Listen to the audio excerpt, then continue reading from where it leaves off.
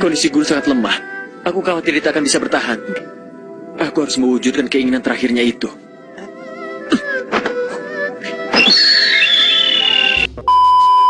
Halo semuanya, dikarenakan banyaknya permintaan untuk melanjutkan kisah dari Kerasakti, maka dibuatlah video ini.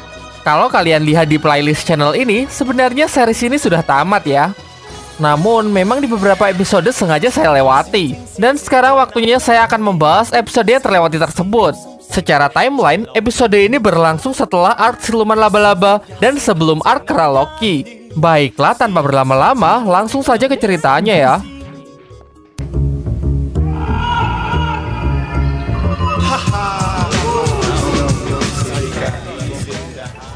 Pada suatu malam, rombongan Biksu Tong tengah tertidur pulas di sebuah kuil. Sun Gokong bermimpi bahwa perjalanan telah berakhir dan tibalah mereka di kuil lain untuk menerima anugerah. Karena amat suka dengan pertarungan, Sang Buddha Agung pun mengangkatnya menjadi Buddha Perang. Sesaat setelah diangkat, ia bertemu dengan Dewa Erlang dan mempermainkannya yang membuatnya semakin gembira. Beralih ke Patkai yang memiliki nafsu akan wanita teramat tinggi. Di dalam mimpinya, Sang Buddha menobatkannya menjadi Buddha Gembira. Sedangkan Wuching yang memiliki IQ di bawah rata-rata hanya memimpikan menjadi OB di kuil lain dan menjadi pelayan rekan-rekannya yang membuatnya sudah sangat senang. Penasaran apa yang dimimpikan Biksu Tong, ia bermimpi pasca mendapatkan kitab suci, ia membangun kuilnya sendiri dan memiliki banyak sekali pengikut. Ditambah lagi siluman-siluman yang dulu pernah menghambat perjalanannya kini beralih menjadi pengikut ajaran Buddha. Gelak tawanya yang keras membangunkan mereka semua di tengah malam. Kini semangat mereka pun benar-benar membara. Mereka mengaku sudah tidak sabar lagi untuk mencapai tujuan, sehingga berniat melanjutkan perjalanan meskipun hari masih gelap. Sayangnya semangat mereka yang besar sebanding dengan rintangan yang mereka hadapi. Tibalah mereka di suatu daerah ekstrim yang memiliki 9 buah matahari. Jangankan Biksu Tong yang hanya manusia biasa, bahkan ketiga muridnya pun tidak tahan dengan suhu sepanas ini. Sun Gokong yang mencoba terbang untuk mencari jalan keluar telah kembali dan membawa beberapa buah persik segar yang membuat ngiler mereka semua.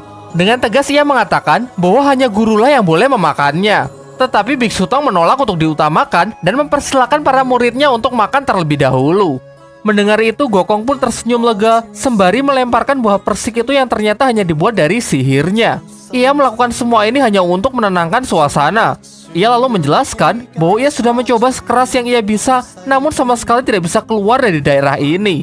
Kemudian satu persatu dari mereka berusaha buang air kecil karena sudah kehabisan sumber air. Setelah cukup terkumpul, lagi-lagi Gokong menahan Patkai dan mengatakan bahwa gurulah yang paling membutuhkan. Namun tentu saja itu masih belum cukup. Kondisi Biksu Tong yang kian memburuk membuat Gokong ketakutan kalau gurunya tidak akan bisa bertahan lebih lama lagi.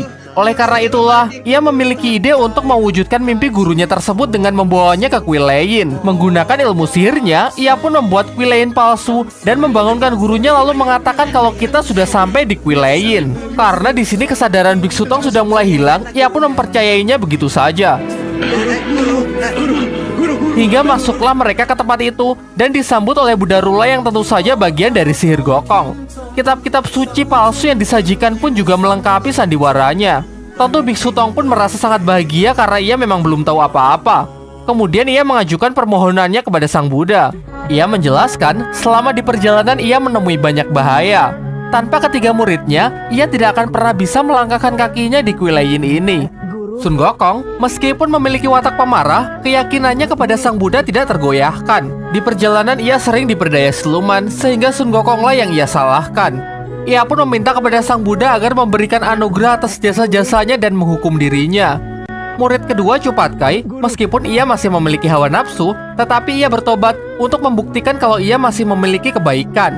Terakhir Wuching meskipun tidak cerdas, tetapi kesetiaannya bisa diandalkan. Setelah mendengar semua itu, ketiganya pun menyesal dan segera mengakhiri sandiwara tersebut.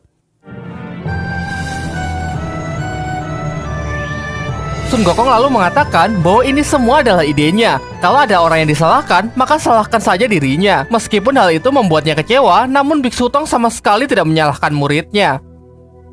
Jika terus-terusan berada di tempat ini, tidak ada yang bisa ditunggu selain kematian. Gokong pun segera menyuruh Patkai untuk pergi menemukan jalan keluar. Namun 3 hari telah berlalu dan Patkai juga belum kembali. Giliran Wuching yang pergi, namun ia juga tidak kembali. Tersisa Gokong dan Biksu Tong, ia pun menggendong gurunya tersebut dan berniat meninggalkan tempat ini. namun akhirnya mereka pun terjatuh juga.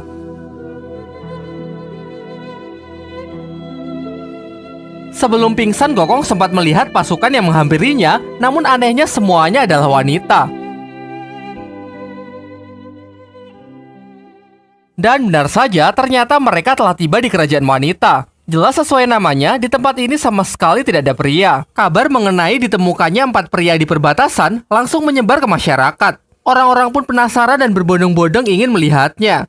Biksu Tong yang baru siuman mencoba memahami situasi dari penjelasan murid-muridnya, bahwa kini mereka telah tiba di kerajaan wanita yang seisinya adalah wanita. Wanita di sini sangat berbeda karena sangat brutal ketika melihat laki-laki. Selang beberapa waktu, tempat mereka pun langsung diserbu puluhan wanita yang penasaran dengan mereka.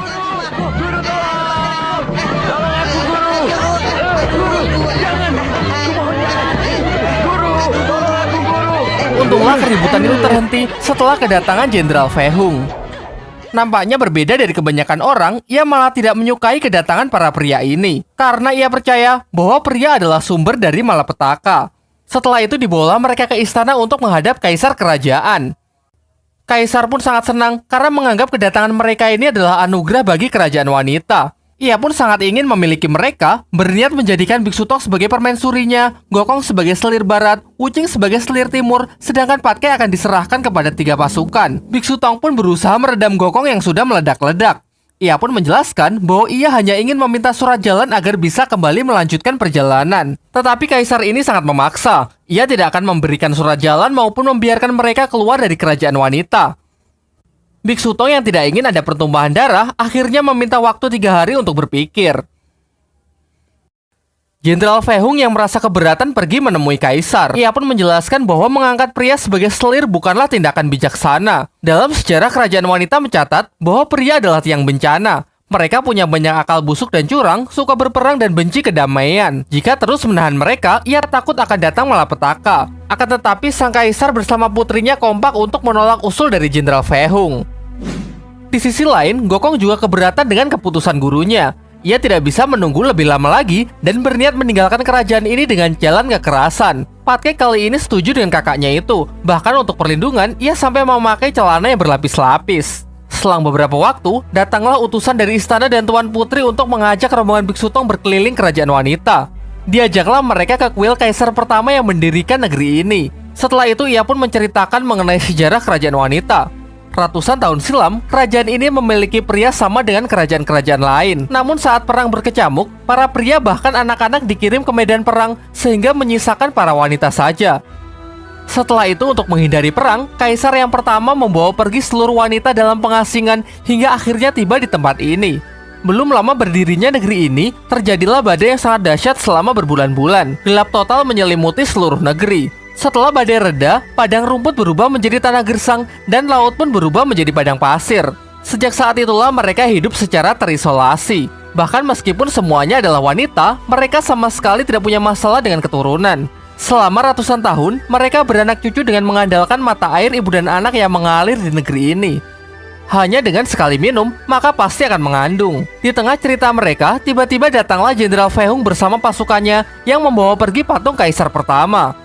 Setelah memindahkan patung itu, ia pun langsung mengajak kaisar untuk pergi ke taman. Ternyata ia ingin menunjukkan kepada kaisar yang sekarang agar ia tidak lagi haus akan hawa nafsu dan ingat bahwa pria adalah sumber dari bencana. Kemudian ia juga menceramahi kaisar dengan segudang ajaran leluhur. Ia pun bicara panjang lebar hingga kaisar tak mampu bicara apa-apa lagi. Di part selanjutnya, secara paksa rombongan Sun Gokong akan meninggalkan kerajaan wanita. Namun mereka malah dijebak untuk meminum ramuan yang membuat mereka menjadi hamil.